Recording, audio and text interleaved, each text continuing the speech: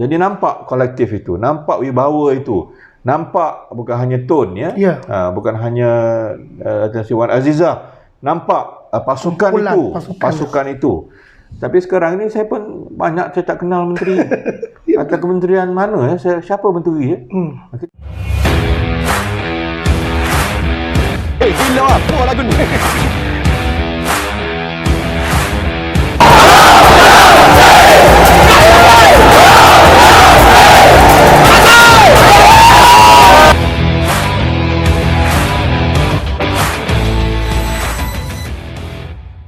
Bismillahirrahmanirrahim. Assalamualaikum warahmatullahi ta'ala wabarakatuh.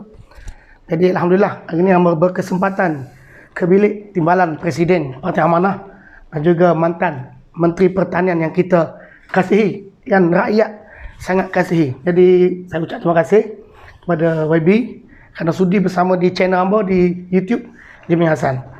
Jadi soalan yang pertama YB, walaupun isu ni dah rasa bermain minggu lepas dan YB dah keluarkan satu kenyataan, tetapi nampaknya tak tahulah kenapa masih ramai yang berminat kononnya timbalan Presiden akan meninggalkan amanah dan menyertai Parti Bersatu. Masih ada WB yang bermain isu ni.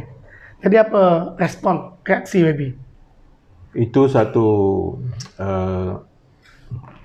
orang kata permainan politik.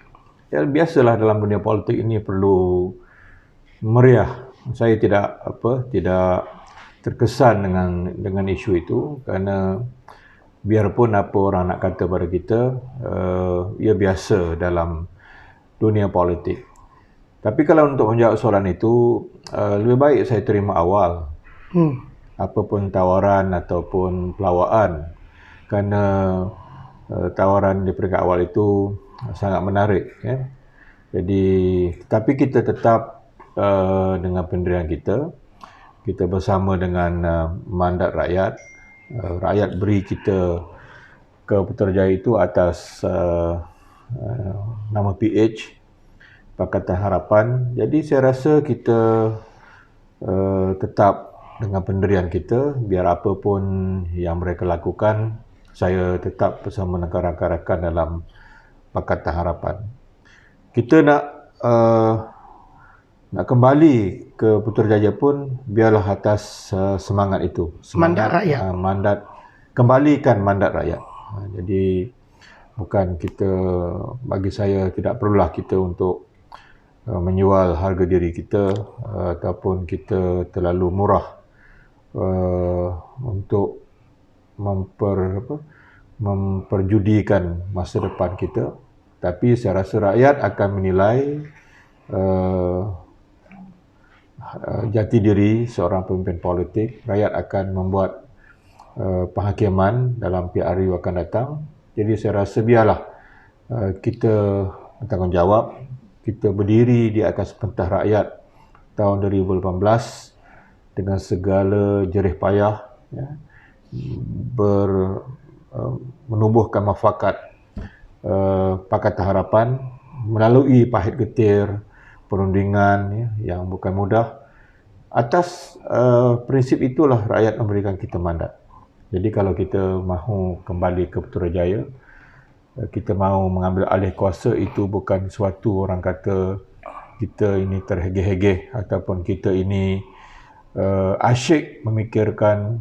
Ada tuduhan yang mengatakan seolah-olahnya kita ni gila sangat nak jadi menteri balik. Kita ni meroyan untuk kita pergi ke Putrajaya. Sebenarnya bukan masalah itu. Orang rampas hak kita. Macam orang masuk rumah kita, ambil isteri kita, ambil anak kita, harta kita, kita berkata tak apalah, boleh nikah lagi, tak apalah weh. Bukan begitu. Orang masuk dalam wilayah kita merampas hak kita, maruah kita, dan kita harus ambil balik. Kerana itulah rakyat memberikan kita mandat dalam PRU yang akan datang. Jadi jangan apologetik, jangan orang kata kita ini malu, orang kata apa, kita ni terlalu kononnya nak mudah diri lah, kononnya jangan ambil balik. Itu bukan isunya. Isunya mesti ambil balik. kewajipan untuk ambil balik, berjuang untuk ambil balik itu adalah merupakan menunaikan sebahagian daripada mandat rakyat. Itu jelas. Ya, saya rasa bila YB kata macam tu memang kita ahli amanah rasa bersemangat lah. Maknanya itulah mandat rakyat. Ya. Kita akan ambil balik. Alhamdulillah. Okey, kita bercakap tentang YB pernah jadi menteri. Dan kita sangat gembira bila masa perayaan dulu. Walaupun hari raya YB pergi tengok kedai ayam, tengok harga barang dan kesan dia amat positif. Masa YB jadi menteri, harga ayam terkawal. Tapi pada tahun ni, harga ayam pada raya tahun ni ada yang sampai RM9 sekilo. Maknanya dekat ada yang dapat RM20 satu ekor. Jadi pada pandangan YB, kenapakah isu ini boleh sedangkan bukan jarak dia 5-6 tahun. Tak sampai sebulan kita tinggalkan pentadbiran kerajaan. Pertama sekali saya rasa bila kita menang pilihan raya di atas mandat rakyat, ya, kita punya manifesto, janji kita dengan rakyat, kita akui sebahagiannya telah dapat kita tunaikan, sebahagiannya lagi masih belum dapat kita tunaikan. Kerana ada isu kita ada halangan dari segi kekuatan ekonomi, keuangan, kita ada time constraint, halangan masa baru setahun 8 bulan. Tapi bila kita masuk kabinet, kita masuk dengan semangat untuk menunaikan apa yang kita rasakan kewajipan kita kepada rakyat. Kita bertolak daripada suatu pasukan yang 60 tahun berjuang, ya, untuk mengalahkan Barisan Nasional. Jadi kita masuk itu dengan satu matlamat, kita nak bantu rakyat, kita nak berjuang nasib rakyat, kita nak memudahkan kehidupan rakyat. Sebab itu orientasinya berbeza dengan mereka yang ambil alih kuasa dengan merampas, tubuh kabinet, menteri-menteri dalam keadaan yang tidak bersedia, ramai yang tak muncul lagi, ya. Tak kenal pun menteri. Ada 2 timbalan menteri. Siapa menteri luar bandar? Siapa menteri kesihatan? Orang tak kenal. Banyak lagi. Ada walaupun ada 30 hingga 35 kementerian, banyak yang tak kenal lagi, ya. Oleh itu saya rasa setahun 8 bulan saya menerjui Kementerian Pertanian dan Datuk Seri Saifuddin Nasution mengetuai Kementerian Perdagangan Dalam Negeri dan Haiwan Pengguna, KP DNHEP. Kita telah mengembeling seluruh kekuatan 2 kementerian ini, ya. Kita adakan pertemuan peringkat tertinggi, ya. Saya masih ingat lagi kadang-kadang Datuk Saifuddin berkunjung ke kementerian saya membawa pegawai tinggi, ya. Saya pula berkunjung ke kementerian Datuk Seri Saifuddin. Juga kita berbincang, memikirkan mekanisme terbaik macam mana kita nak mengawal harga bekalan makanan rakyat, ya. Sebab Kementerian Pertanian bertanggungjawab untuk membekalkan makanan, cukup makanan. Kalau cukup, stok cukup, kita boleh update stok kita berkongsi maklumat itu dengan Kementerian KPDN HEP. Jadi tak ada sebab peniaga nak menaikkan harga barang. Itu kuncinya, ya. Sebab bila Kementerian Pertanian update stok bekalan kepada Kementerian Pengguna, Kementerian Pengguna ada maklumat yang tepat. Jadi penguasaan boleh dilakukan, ya. Sebab itu alhamdulillah semasa perayaan Hari Raya Puasa, Tahun Baru Cina, Hari Gawai, Hari Keamatan, Christmas, Deepavali, perayaan besar ini 2 minggu sebelum perayaan dan 2 minggu selepas perayaan harga itu terkawal. Yang keduanya ialah mungkin semua orang faham, saya dan Datuk Saifuddin adalah kita bermula dalam parti ini kita memang turun bawah, ya, demonstrasi, ya, reformasi, ya, turun bawah, ya, kita berjalan ke seluruh negara.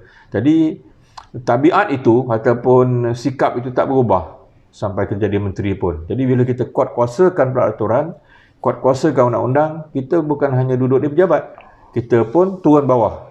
Tengok semasa perayaan, selepas perayaan, kita pergi ke supermarket, tinjau di pasar-pasar besar, kita berjumpa dengan rakyat di kampung-kampung pedalaman, di bandar, di pasar borong, di hypermarket. Jadi bila kita turun dengan pasukan kita, itulah penyumbang kepada bagaimana alhamdulillah rakyat tahun lepas rakyat memberikan satu pengiktirafan bahawa harga barang-barang kawalan ini benar-benar terkawal. Ini rahsianya, kerana kita pertama sekali tadi jadi menteri dengan mandat rakyat. Kita ada manifesto, kita regimented daripada dulu sampailah menjadi menteri itu, kita bergaul dengan rakyat, tak ubah perangai, tak ubah sikap yang macam itu. Jadi kombinasi di antara penguatkuasaan, maklumat, undang-undang, ditambah lagi dengan komitmen, itulah rahsia polisi itu dapat dijalankan dan rakyat mendapat kesan bagaimana berkesannya rakyat dapat membeli barang-barang keperluan itu dalam harga yang terkawal. Bukan setakat itu saja, saya boleh mengesahkan. Saya bukanlah orang yang besar, cuma saya ada bergaul dengan nelayan. Jadi YB pernah turun di nelayan kampung Sabak, dan nelayan memang mengucapkan terima kasih kepada YB. Bila nelayan asing memang tak ada. Cuma hari dia mula menyatakan kebimbangan dan nampak bibit-bibit dah ada nelayan luar ataupun kapal-kapal besar masuk mengganggu perairan kita. Jadi ini memang memberi satu kesan yang besar lah kepada nelayan. Jadi Operasi Naga itu yang kita jalankan pada pertengahan bulan April sampai ke awal tahun 2020, dalam masa lebih kurang 6 bulan, hampir 230 vessel nelayan asing yang dapat kita tahan, beberapanya kita musnahkan. Dan alhamdulillah perairan kita, baik sama ada di Selat Melaka ataupun di Laut Cina Selatan, dapat dikawal. Dan dalam masa 6 bulan, bila tidak ada pencerobohan, habitat orang kata ekosistem perairan kita ni dapat dipulihkan. Dan saya juga telah dapat mendengar berita gembira itu di akhir tahun 2019 dan awal tahun 2020. Nelayan yang bot-bot kecil pun pergi ke laut, dekat dari ikan dah dapat ikan-ikan yang besar, lumayan, dan ini menunjukkan betapa bila kita serius untuk membantu nelayan ini, rakyat ini, maknanya ia memberikan kesan yang cukup menggembirakan mereka. Dan masa tu YB bekerjasama dengan KDN. KDN ada 4 kementerian, MOA, KDN, Kementerian Luar dan Pertahanan. Ya, begitu seriusnya. Bila ada satu demo dekat Parlimen, dan alhamdulillah orang yang datang demo tu YB jumpa saya, dia cakap minta ucap terima kasih kepada YB Salahuddin. Okey, soalan yang seterusnya YB sebagai ahli politik yang amat mengenali Tan Sri Muhyiddin Yassin kerana negeri yang sama di Johor. Ada satu ucapan dalam satu wawancara, beliau menyatakan bahawa apabila beliau duduk di atas kursi Perdana Menteri, beliau sudah tak fikir pasal politik. Keronanya beliau nak fokus kepada isu COVID-19 dan juga negara. Jadi saya lah bagi rakyat biasa tak nampak macam tu. Jadi YB sendiri sebagai orang politik yang paling depan dalam negara ni, bagaimana pandangan ahli politik kepada Perdana Menteri yang kononnya tak minat lagi nak bercakap tentang politik? Yang pertama sekali saya nak bezakan ada dua layer di situ, dua garisan besar di situ. Pertama sekali memang hubungan saya dengan Yang Berhormat Menteri Tan Sri Muhyiddin ini amat rapat. Maknanya sebagai dia tokoh yang lagi senioriti, dia memang lebih senioriti daripada saya. Tetapi kita bersama dulu dalam membentuk Pakatan Harapan, khususnya di Johor, kami bekerja dengan begitu baik. Dan sampai sekarang pun kita masih berhubung sebagai sahabat, dan kita saling menghormati. Dan apapun yang berlaku dalam dunia politik ini, persahabatan itu kekal. Ini yang Islam ajar pada kita, bahawa silaturahim itu tidak boleh putus. Itu selesai. Level kedua ini adalah kita orang politik. Jadi Tan Sri orang politik, saya pun orang politik. Ya. Okey, kalau Tan Sri mengatakan ini zaman, ini era kita harus tumpu COVID, kita jangan berpolitik, kita janganlah susahkan rakyat dengan isu-isu politik. Saya juga nak ingatkan masa Tan Sri ambil alih kuasa itu zaman COVID juga. Maknanya Tan Sri pun berpolitik. Satu ya. Yang keduanya, Tan Sri minta kita tumpu COVID, tumpu rakyat. Tapi dalam masa 3 bulan itu kerajaan telah merubah atau merombak asas-asas integriti yang telah kita buat dalam masa Pakatan Harapan. Dulu kita iltizam kursi-kursi GLC ini kita avoid, walaupun tidak 100%, tapi kita buat polisi yang jelas. Jangan orang politik pegang, ahli parlimen ataupun sebagian besar menteri-menteri semacam kita dinasihatkan tidak terlibat dalam GLC ini. Tapi hari ini jadi ghanimah lah. Semua ahli parlimen diberikan tempat dalam GLC. Itu berpolitik. Jadi mereka minta kita jangan berpolitik kerana ini musim COVID, tapi mereka menggunakan musim COVID ini untuk mereka menghimpunkan ghanimah mereka, mengagih-agihkan rampasan perang mereka. Duduk di kursi-kursi yang tidak sepatutnya orang politik duduk. Jadi itu sangat tidak baik bagi negara, bagi saya. Jadi dari segi politik, saya rasa pertarungan ataupun pertembungan ini tetap akan kami lawan. Kami akan tentang, kami akan beritahu rakyat bahawa ini tidak betul, ini tidak menepati apa yang kita janjikan kepada rakyat. Kerana bila kita membentuk pasukan Pakatan Harapan, Tan Sri adalah sebahagian daripada kepimpinan. Jadi saya tidak boleh mendiamkan diri. Pemimpin Pakatan Harapan yang ada pada hari ini tidak boleh membisu. Kita harus beritahu rakyat bahawa itu hanya ungkapan politik.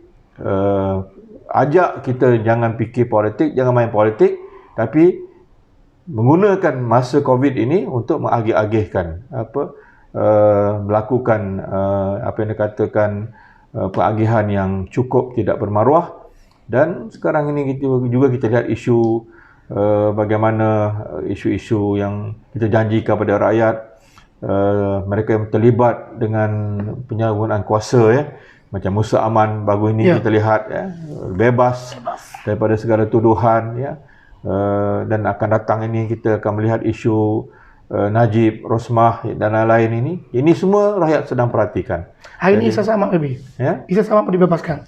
Walaupun nanti boleh dipanggil balik, tapi itu semua telah memberikan signal ataupun isyarat yang jelas bahawa mereka menggunakan kesempatan kononnya rakyat perlu dibela atas nama COVID ini, tapi mereka menggunakan kesempatan ini untuk mereka memuaskan apa yang saya anggap kehendak nafsu politik mereka yang mengagih-agihkan keadaan negara ini dalam keadaan yang begitu memalukan.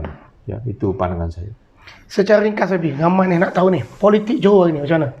Johor adalah negeri yang telah memulakan episod rampasan kuasa ini, dan saya tetap tegas dengan pendirian saya bahawa mereka PN Johor tidak cukup kerusi. Mereka boleh dicabar dalam dewan ataupun di luar dewan. Ini saya rasa perjuangan yang mesti kita teruskan. Jadi kita sentiasa tidak lengah untuk kita mengintai peluang ini.